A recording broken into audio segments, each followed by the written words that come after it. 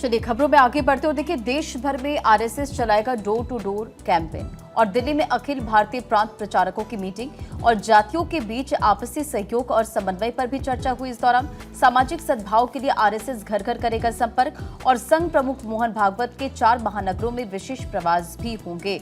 तो इस बैठक में इन तमाम मुद्दों पर चर्चा हुई, ये तय किया गया। इसी के साथ समाज के बुद्धिजीवी वर्गों के साथ जोड़कर भी चर्चा होगी और संघ के आनुवांशिक संगठनों को भी इसे लेकर जिम्मेदारी सौंपी गई है। इसी के साथ साथ सामाजिक सद्भाव के लिए आरएसएस घर घर संपर्क भी करेगा। जातियों के बीच आपसी सहयोग और समन्वय को भी इसमें बढ़ाना एक पॉइंट है। तो देखिए, इसी के साथ संघ ने कहा कि देश की हर भाषा ही राष्ट्रभाषा और अखबारों में भी इसका जिक्र है कि 3 दिन चली प्रांत प्रचारकों की बैठक केशव कुंज में 17,000 से ज्यादा स्वयंसेवकों को प्रशिक्षण दिया गया।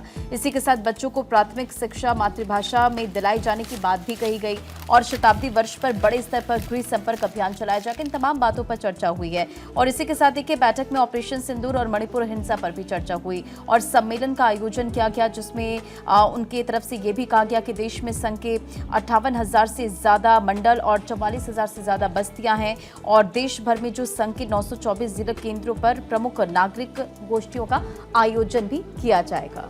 तो सुनील आंबेकर की तरफ से कल ही देखिए एक प्रेस कॉन्फ्रेंस की गई थी, जिसमें वो भाषा विवाद जो इस वक्त देश के अंदर देखने को मिल रहा है, खासतौर पर महाराष्ट्र की अगर हम बात करें तो उस पर भी जिक्र उन्होंने किया और इस बात का जिक्र किया था कि हमारी तो नजर में देश की सभी भाषाएं राष्ट्रीय ही हैं और मणिपुर को लेकर भी बोला और भी कई मुद्दे जिनका रंजना ने अभी जिक्र किया।